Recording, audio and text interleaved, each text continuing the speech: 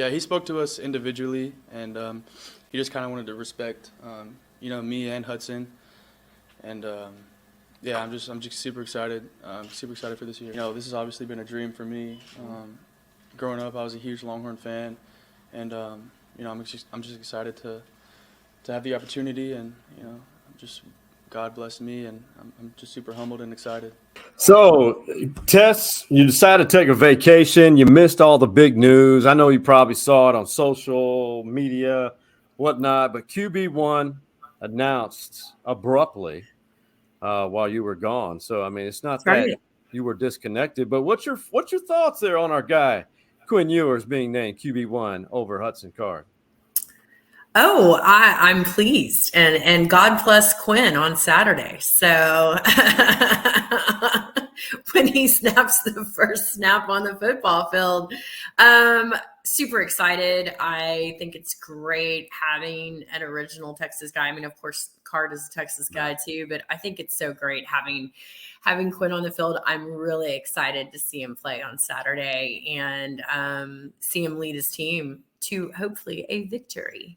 I think that's nothing's a given, but that should be. We'll dive deeper into this ULM game here pretty soon. But how was Florida? You got away. A lot of people took I guess you could say technically into summer vacations. Was that pretty much what that was? You headed to Florida to get away to get ready for what hopes to be a good season.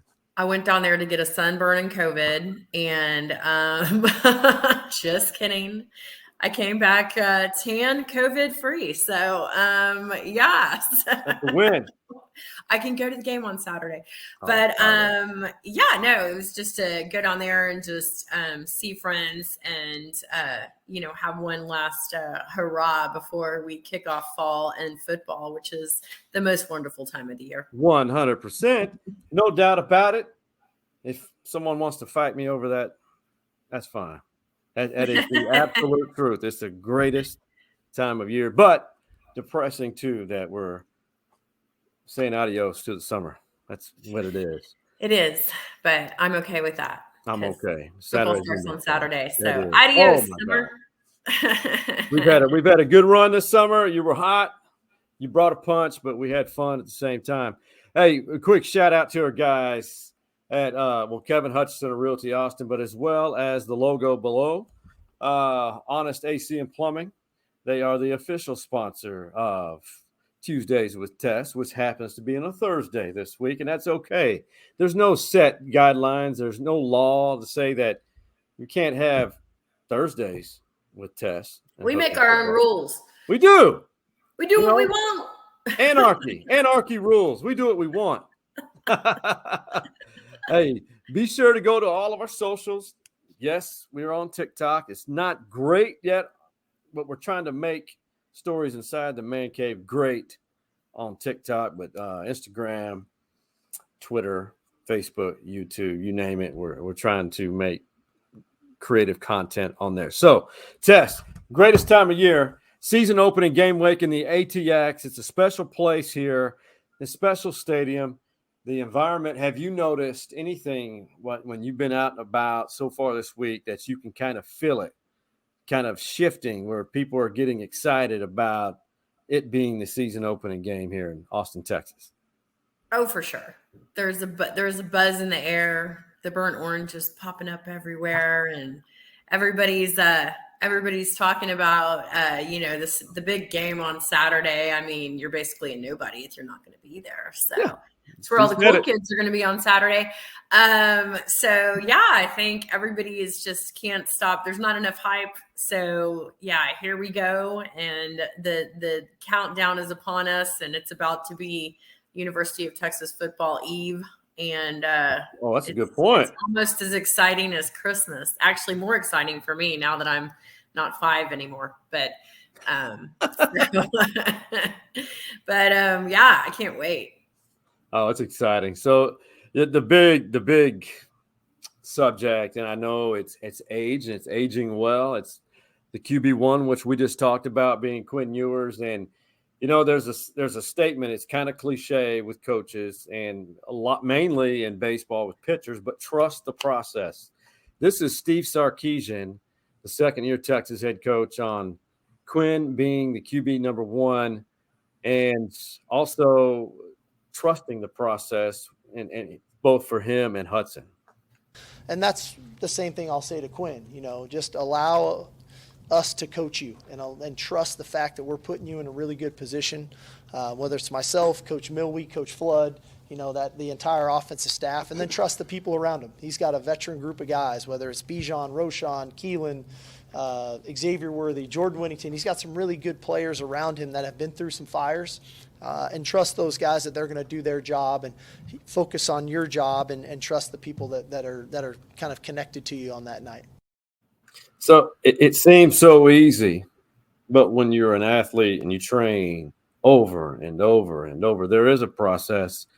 What is there anything to that? What his statement that some people forget, because football fans here are so diehard, the burnt orange nation, so to speak, that they forget that these kids are trying to trust basically a redshirt freshman at the most important position on the field. Yeah, I agree. I think the fans tend to get, and the media tend to forget about the process, and that it is a process, and there's growth to be had. And like you said, we have some talented players, but some young players, and it takes practice, grooming, and experience, and you have to have that. You can practice all you want, but you got to go out and play those college football games. So I think patience is a virtue, as much as we all just want to go out there and win every single game. But I think trusting the process is important, and you got to be patient, and that's why got to remember that as a fan too. Yeah, 100%. And there's so many reasons as we look up and down the schedule. You don't want to look ahead, but we'll get to that here in a minute. But so the next subject that I think everybody talks about on game week is cautiously optimistic, reasons to be optimistic. I'll let you go first by saying, why are you so optimistic about this season as they begin with Louisiana-Monroe? I think the new quarterback, Quinn, I think, change is always good, coming off of not the greatest season. So I think starting number 1 with a different quarterback is good. And then you've got, Bijan and Xavier, that, very dangerous combination of those two players, coupled with a lot of other just talented guys that are coming in. I think it has a good recipe, and you just never really know, though, because I know that we're not checking all the boxes in every area, but you really never know until they get on the field and play, and then we can see what other teams look like too. But I think those 3 players are going to are kind of key ingredients. But I think there's a lot of other players that people don't talk about, and they don't have their own mustard, that we may, we're going to see. And, that's when names come up and people are like, who's that kid? Where's he from? And stars will be born, starting on Saturday. And that's what's so fun to watch. It is. That's the beauty of it, of not knowing who. There's going to be a lot of new faces. When you look at it, there's virtually up to 40 new faces. Usually a roster will turn over anywhere from 12 to 30 at the top, and that's rare. But in this new day and age of college football with NIL, mainly the transfer portal, this is kind of like the new norm. Basically half the roster is new. So that's the exciting part. You bring up a good point that fans are going to be checking their rosters or checking their cell phones if you can get service during a game. Right. Who is that? Who is number 17, 28? Who is that guy? Yeah. But who's that kid? Where's he from? That's what'll happen. And then, by the end of the season, you'll know everybody's name and who everybody is. So it's kind of like it's a meet and greet. Yeah, it is. It is a social function with all of them. Let's all get to know each other's names, especially the players. Right. So we've had some conversations in the past. What Texas should do. Every fan is a pro at game planning. The armchair quarterback or coach. And I'll start with this one because we'll rotate. And I'm debating whether game planning is one or two words. Still not sure. I probably should have searched that. But game planning. What three things I want to see Quinn to get into a rhythm. I want to see that young offensive line. And I want to, for the fan base, to tap the brakes. This offensive line, although they have a significant upgrade of talent, it's probably going to be 6 to 8 games into the season before you really, truly see it develop consistently. And have patience all season for this group. The talent is there, and it's going to continue to be infused. Patience. That's what I'm game planning for the fans. Quinn, I just want to see him steady. Yeah. I want to see Bijan and all the other Keelan, the third string while Roshan's out. And they have a ton of great backs and receivers that can make plays. Defense, I hate to bring this up, but it's just a fact. Heard former players who have been at practice. They're really concerned about a certain side on the defense. They call it the edge. I think they mean the right edge. So it'd be on the right side of if you're looking at the offensive side, the right side. So it'd be the left side of the defensive line that they're still worried there. I won't say the exact words which were used, but they didn't see a ton of growth on that side. So they're really concerned about teams exploiting. I want to see how PK, the defensive coordinator and that staff, how they try to coach around that weakness and not allow the secondary to get burned for what they call home run plays. That's what I want. What do you hope?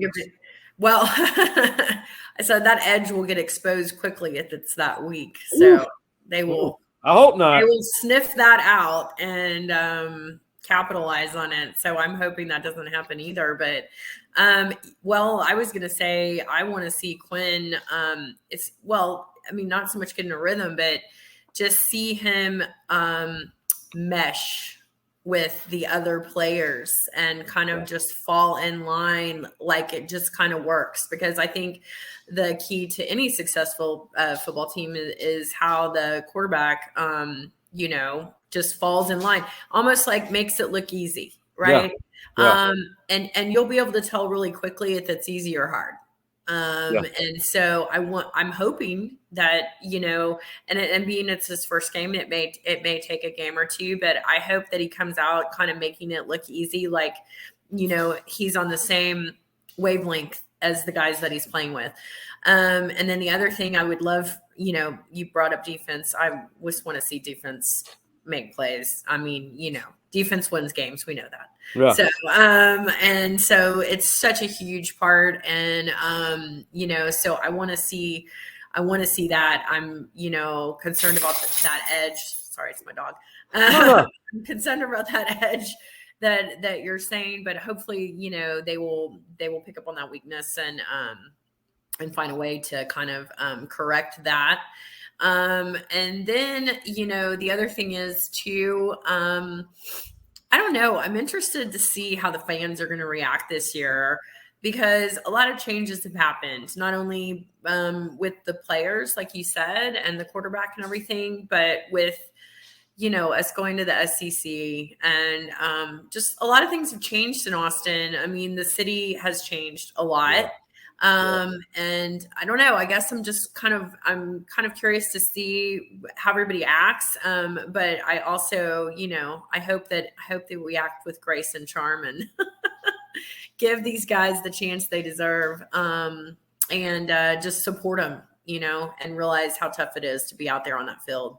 No, it's a lot of work but this program every year you're brought to Texas because of the tradition and expectations are always at a level which is usually synonymous with programs who win championships all the time. It has been a long time since this program has been on that level. It's over a decade. So, but I do think it's on the upward trajectory. It's just not going to happen this year. If it if it does, that's an added bonus. If they get to double-digit wins, that's a huge bonus. That would be all coaching right there. But the talent is upgraded. So before we get to the a subject that I know a saying that irritates you and so many people, everybody, you are a well-versed Texas football tailgater. You have your choices, your destinations that you like to go on a great sunny game day. This is going to be at night, which is great because you have all day. What's the ideal tailgating plan for Tes? Oh gosh.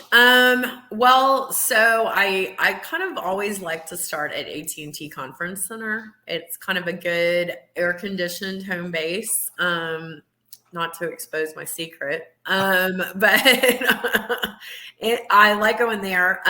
One because they have a lot of good beverage selections, and they also have food. That's like not your game day food, which you're going to have to eat once you get in the stadium. Right. So they actually have real food that you use forks with. And so recommend that place. And so I like to start there. Then I like to kind of mosey down to Schultz's. I don't think Schultz's is any secret because it's always, packed to the gills. And then maybe slide into a tailgate or two on the way there, just depending upon who I know and who I'm with. And then I like to head down to Bevo Boulevard and like to go up and down Bevo Boulevard. That is something that didn't even exist up until a few years ago. And they've done a really nice job there. Fun place to kind of just walk up and down. And then I like to head over to Longhorn City Limits. Right. And see, and in fact, I need to check the lineup on that. But usually they have somebody cool playing, and they have there's a couple other tailgates around there that you and I know some people. Yeah. So that and then lastly, if I can make it into the Alumni Center, last stop before I head into the stadium, which is right across from the stadium, that would be my final stop as a fellow Longhorn alumni. And not to say that you can't get in there if you didn't go to UT, but that's usually my that's a great day plan. That's a lot before game time. But that's what it's all about. Down pretty well. And then, obviously I'm not like nothing's ever set in stone. I kind of go with the flow depending upon who I'm with. But those are the places that I usually will plan on stopping in before I head into the stadium for kickoff. That's a great day. Every stop along the way right there, nothing but smiles, nothing but good times. That is an ultimate Texas tailgating Saturday, which you just listed off right there. And let's face it, the tailgating scene at Texas is fairly new. I mean, there's always been tailgating, but not to the level it is now. I think like some of the I think it's gonna be interesting when we join the SEC because I think we might be a little weak in that area, just from what kind of parties and shows these guys put on. But maybe we'll beef it up a little bit. I mean, we've always had tailgating, but I think they take it to a whole new level. So it'll be interesting to see what changes with us joining that conference. It's going to be fun. It's going to be hard to match what they do, the energy of the Grove, LSU, Auburn. It's just exciting. Even Tennessee, Knoxville. I'll tell you, I don't even know why I'm bringing this up, but the best tailgating now, Athens, Georgia, on a game day, it's pretty special. The fraternities and sorority row are right there. It's going through hills, tall pine trees. They start at 9:00 in the morning with the khaki pants, long sleeve white shirts tucked in, and they've got it going on at 9 a.m. Kegs and eggs, just fun. Bake and bake. But just be honest here. So the best place I've been is Oklahoma State, Stillwater. Okay. Tailgating. But UT scene has really the last 3 years just really reached another level, and it's only going to get better. I agree. you introduced me to the AT&T Conference Center. Good spot because it's on the way. Great spot. You work your way down. I'm still a rookie at this because I wasn't able to do that for so long. That's right. You were working on Saturdays. Yeah, I was there, but I wasn't, if that makes sense. Occupy Left Field, who's known for their presence at Dishwalt Field, their tent amongst all the tents at the LBJ Library lawn, then Bevo Boulevard, and then work up way to some former players' tents. Our guy Todd Dodge has one. I'm trying to. All right. Maybe I shouldn't say where it is. I don't know, but he has You one probably right here. shouldn't. You'll get a not nice email. Oh my God! But they're in that general vicinity. Let's say that. But there's so many options, like you mentioned. It really is. So the following week, now it's one game at a time, Tess. We're focused one game at a time. We got to go 1-0. Right. That's what fans need to remember. Yeah. But Stay in the present. Stay in our lane for the ULM. But this is one statement that kind of rubs you the wrong way, right? Oh, yeah. We're going to hear that a lot in the next week. Oh my God. I mean, they're probably already invading our city right now. Oh. I can go outside and start hearing it. 100%. Yes, they are. So Sark has a message for the team, and I would say for the fans about don't even say Alabama just yet. I think our guys are excited to play a game. I don't think they're worried about what's down the road. I honestly think our team is just excited to play football against another team, another helmet, another scheme, and enjoy doing it, and see how far they've come in their own game personally, but see how far we've come as a team. I haven't felt that from our guys at all about what's down the road. I felt a team that's excited to play football, and like I said, we only get 12 chances a year in the regular season to play the game. Good point. Great point. True. One game at a time. That's it. That's right. One day at a time. Yeah. That's what they say. So take it one step at a time. And again, just to reiterate, you got to live in the now. You can't be thinking about, we got to play this game and that game. We got to have this. We got to have that. Live in the moment. Live in the present. Think about Louisiana-Monroe. Yeah. That should be on your brain right now. Forget about Bama. Just take it out of your brain. Put it aside. Put Put it away in the box. Lock it up. Throw it away with the key. Let's do it. Hey, it's a life mantra. That's right. Live in the present moment. That's right. And I think he has a good point that, they just want to play games and, yep.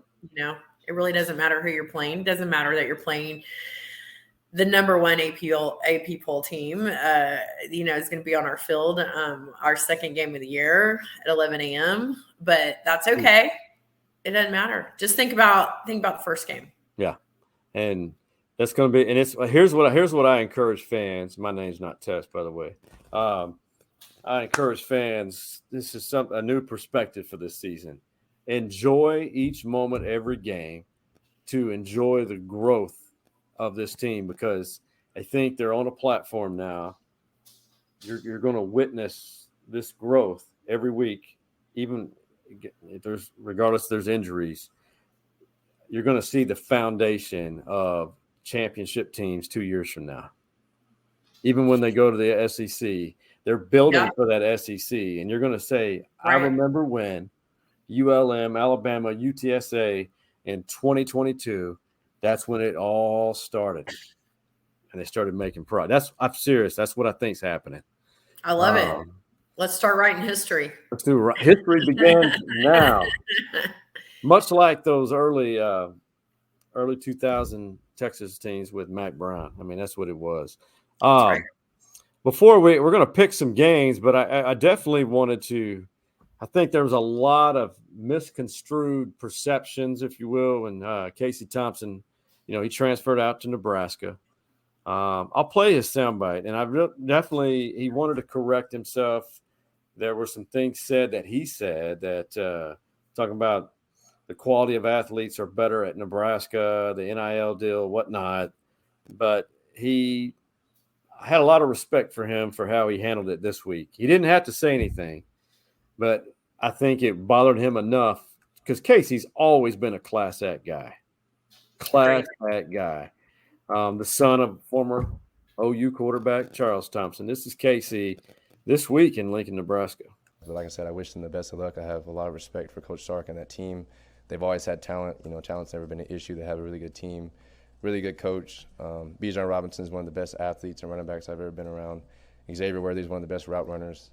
Those guys deserve everything that's going their way. But moving forward, I just want to talk about Nebraska football, the games that we have at hand and the issues that we have here. So nothing but respect for those guys. So I appreciate you guys, and thank you. I mean, Tess, I don't know if you followed all of it. It was a lot in a short period of time. Yeah. But when you first initially, I mean, I'm still trying to process some of it, but did you have a problem with any of it when that first started? I think it was last week. No, I think they need to give Casey a break. I mean, but poor thing, he just can't get away from Texas. He grew up a Sooner. He ended up he came to Texas. He tried to leave Texas, and it's haunting him. But, I think, gosh, he is such a class act. And I think it's cool that he came out and said that. And I don't blame him. He's a quarterback at Nebraska. He didn't want to talk about how the skill set's different than Texas. And I don't think anything he said I think it was blown out of proportion. And I think they just need to leave the man alone and let him play his football with a bunch of Cornhuskers, and then we'll just go from there. There you go. And they lost their first game. Yeah. I always liked Casey Thompson. I think that was great. And so, yeah, I think it was misconstrued, and I think they need to just let him do his thing, Yeah. He's a good kid, quality kid. His dad has always been nothing but first class with me and a lot of people, and a lot of boys who have played major college football. Picking time. We're going to do this every week with Tess. All right. It may not be on a Tuesday, but we're going to pick what we think are the 4 marquee games in the country, which have, I think, mean a little something different, maybe here locally.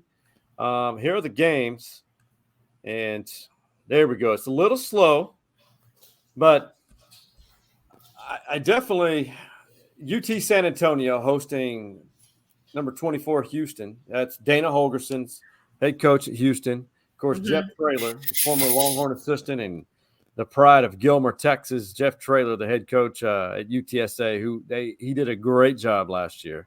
11 wins, I believe. Who will be here in Austin.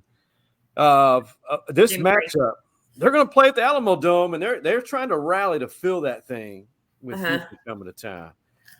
Tess, what do you know? I mean, I'm going to go with the upset here with the UTSA winning in the Alamo City over Dana and the Cougars. Oh, really? I would definitely go with you. I think it's going to be Houston. I think it's going to be close, but I think it's going to be Houston.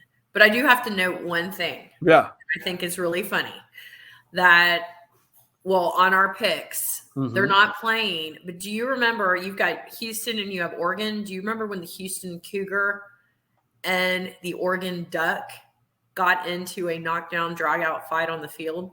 Oh, my God. I don't remember that, but I want to see it. Remember that? Well, so when I was living in Houston, the guy who was the Houston Cougar was my neighbor. Oh, my God. And it was his claim to fame that he kicked the Oregon Ducks' ass.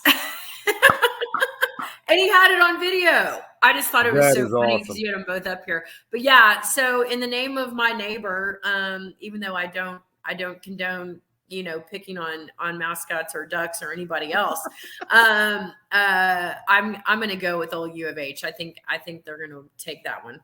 Hey, fair. It's going to be a great game in the Alamo Dome. I mean, to give you an idea of what it's like, this is – I went to UTSA and Alabama Birmingham last year. It was the game that clinched their spot to go to, I think, the Conference USA championship game.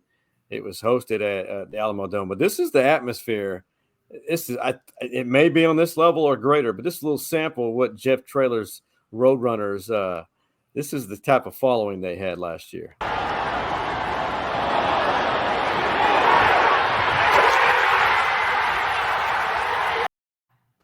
I mean, that's just a small sample. I mean, I became a Roadrunner for one day.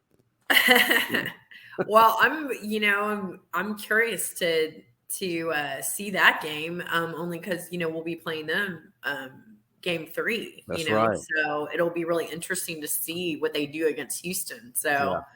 very excited to see that. But yeah, I'm maybe we can see it. I don't know what time that game is in UTSA. I don't know either. I haven't checked the schedule, but yeah, I would like to see little parts of that if I could. Too. This is going to be a great weekend because we're going to have Saturday, Sunday, and Monday games, I believe. It's going to be a great weekend. I can't wait. It's That's right. Are there any games on? I feel like there was games on Thursday too. Am I wrong? I think you're right. Because I was simply looking at these. Yeah, this is. Yeah, there's so many games in so little time. I know it. So Oregon, you mentioned the Ducks, 11 in the country, facing the defending national champions Georgia, who's number 3 in the preseason poll. I think they're playing that game in Atlanta. You know what, Tess? I'm going to go with the defending champs in this one over the Ducks. I agree with you. I don't know how. I mean, this is their first game of the season, and they're going to come out in fuego. So I just don't know how Georgia's going to lose that game. So I agree with you. I think it's going to be the Dogs. The Dogs, that's what they do. I tell you what, that is I know I mentioned it, but that is a great. Stanford Stadium is off the charts fun. And Bevo would love to see Uga again. Uga. He has his own little air-conditioned house. That's right, with ice bags. Oh, my God. I forgot about the Sugar Bowl. Oh, my God. I was literally – that was the greatest thing ever. Honestly, I think Texas fans owe the dog, Uga, and Bevo because they had that in closed-circuit television live pumping through the UT locker room. And that blew the team up. I mean, in a most positive way. It was crazy. I'm glad that little Uga didn't get hurt, but it was hilarious. I think it was like one of the top. I mean, I've never seen an interaction between two mascots like that. I mean, it was just incredible. So it was unreal. Goes down in the history books. God. So we go to Fayetteville, Arkansas, number 19 in the country. Sam Pittman has really done a fantastic job with this program. Mm-hmm. Arkansas is a very tough place to play, especially when they're winning. They absolutely destroyed Texas last year, and that was the worst experience I've ever had as a fan to sit through all that. But I much respect to Razorback Nation. They have a great, amazing atmosphere. They're stepping up. Look at this. Cincinnati, who was in the playoffs last year, the 14 playoff, they lost a lot of players, but yet 23 in the country. Tess, do you see an upset here? This is my one upset I'm going to go with. Okay. Yeah. So I'm going to go with the Bearcats. I may be a little biased because we're talking about Razorbacks here, but I know they're good and I know they're hard at home. So, this is the one that I'm just kind of like, I don't know. It could be an upset. If it's not, I think it's gonna be close. Yeah, I do too. I'm taking the Hogs. It's gonna be a good battle for them. That's a hard one. Ohio State, who I'm picking to win the national championship this year, hosting. I think they're in Columbus, hosting number 5 Notre Dame. How about you on this one? I'm not sure. Oh, I think this might be the best game of the whole week. God.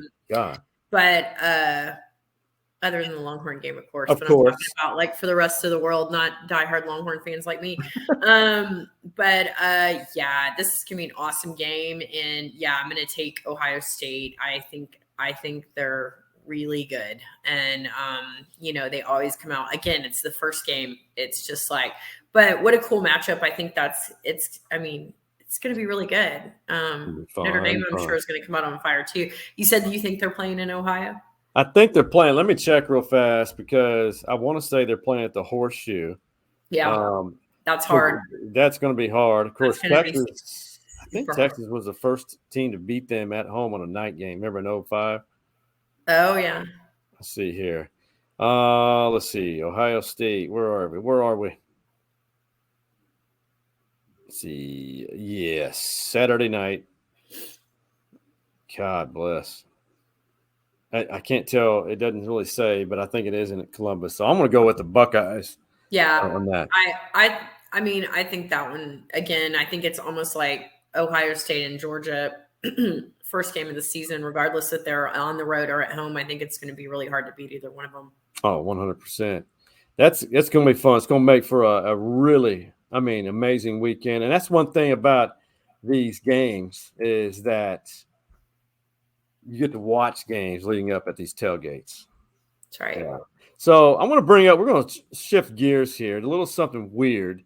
Down the road in Alamo Heights, Texas, basically San Antonio, a little hazing. And I like to call these, how can I say this, Tes's top headlines. Very weird. And listen, don't take this the wrong way. I was in a fraternity and in athletics too. Remember, even at Anderson High School, you get a little hazed when you get moved up to varsity, but in a fun kind of way. We'll begin this right here. And literally, you can't make things up like this. So, the guy Mike Taylor in San Antonio, I'll just read this to you. I've been told kids had to race with hot sauce-filled Oreo cookies in their butt cracks. If they dropped it, they had to eat it. And a bunch of parents found out and they raised hell. So, there's been all kinds of reports. I'm not against hazing if it's done in a fun manner. This is a bit much when you're spreading your cheeks, if you will. Yeah, when it involves orifices, I don't know if and this could be like an ER visit or something. I mean, this is like it's one thing to like. Well, one, it just reminds me of just a Rockets frat house or something. Yeah. I'm like, geez, like, are they going to lose their charter? Like, I don't know.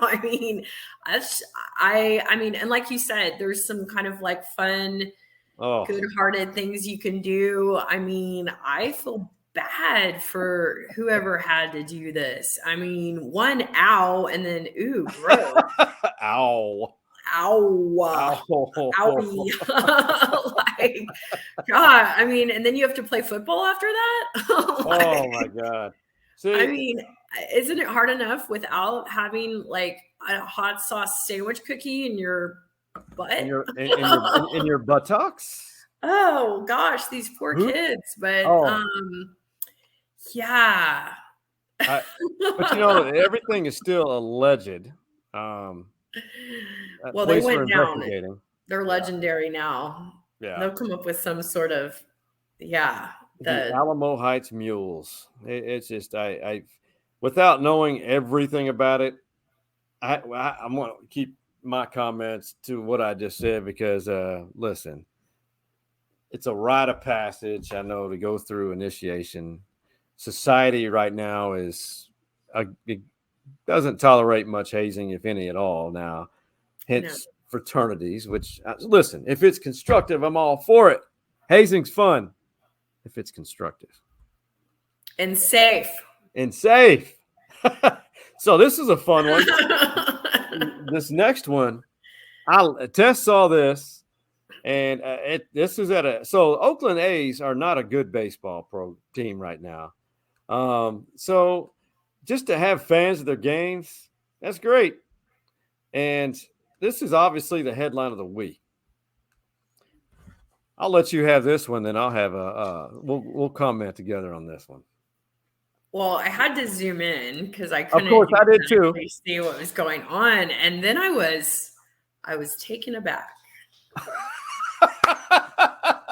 because I was like, "Holy guacamole!" And then I was thinking to myself, I hope my team is never that bad that people are that bored that they're literally full on making out while the game is going on. Yeah. I thought there was a little oral going on there. I know. I wasn't going to say that. Yeah. There was I think They almost need to like that needs a rating. Yeah. There's That's children there. There's children. There's children's at the indecent baseball exposure? game.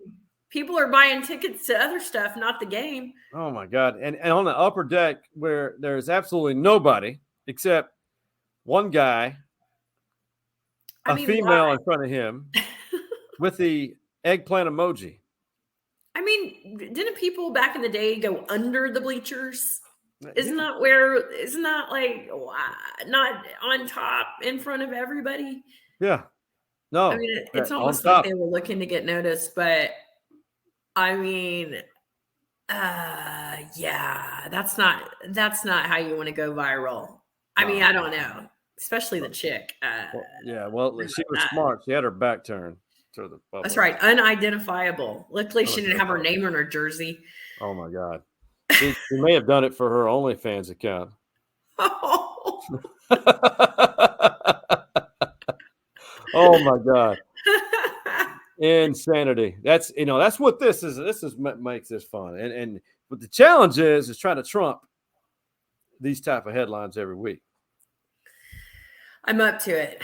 I don't know how I find this stuff, but I think I have faith in I'm you. looking for it. Ends up on my feed. Hey. It's like crazy sports stuff. We'll see your Google search history. Hey y'all, Kevin Hutchison here with Realty Austin, and I am grateful to be a part of Stories Inside the Man Cave, a homegrown podcast just like my own business. You know him. We know him. I do. Fellow Trojan, Anderson Trojan. Go Trojans. Go Trojans. Speaking of, Tess got to see her first Anderson football game in how many years? Last week. Oh Lord, I don't know. So many I couldn't count, but I got to go in the field and it was awesome. That was awesome. House Park Stadium, Field Stadium. It is one of the oldest stadiums. It's the oldest stadium in Austin. It's one of the oldest stadiums. It's not so much the stadium; it's the views and how intimate it is. And then our alma mater, Whip Mac, 49-3 in the Taco Shack Bowl. Woo! That was awesome. Unbelievable. Way to go. Oh, my goodness. It was a stunning victory. And Donald Hatcher's first game as head coach. Shout out to the Anderson Trojans football family. Biased little point of view there for both of us since we're representing the blue and gold. But so our guy Hutch, he's the official sponsor for TikToking in the Man Cave. I'm going to set this up, Tess. So when we were young and you were in a church choir, so to speak, or on any type of performance as a youngster, there's always a few kids. I think I was one of them that you'd sing or do the play, but then you lose focus, and then you just start doing whatever. Were you that type at all?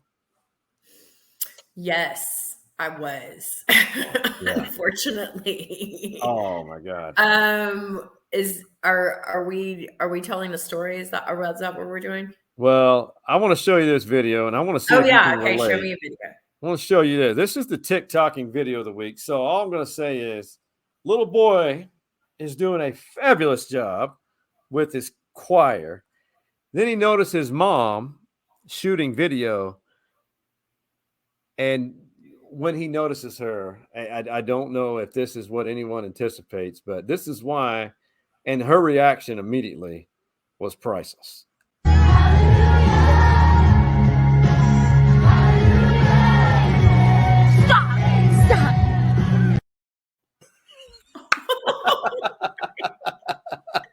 Grabbed his crotch He in a had to church. learn that from someone.